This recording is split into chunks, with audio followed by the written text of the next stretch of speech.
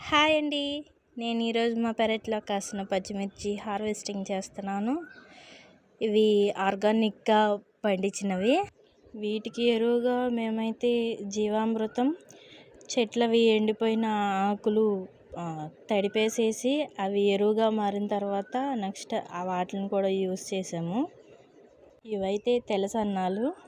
చూసారా చెట్లు ఎంత బాగున్నాయో. మనం ఆర్గానిక్గా పండిస్తున్నాం కాబట్టి కొంచెం కాయలు అనేవి తక్కువగా వస్తున్నాయి. బట్ ఏదైనా హెల్తీ కాబట్టి పర్వాలేదు. ఇవైతే చూడటానికి చాలా బాగున్నాయి. తెల్లసన్నాలు కదా, షైనీగా. అండ్ కాయలు కూడా మీడియం స్పైసీగా ఉన్నాయి, అంత స్పైసీగా లేవు.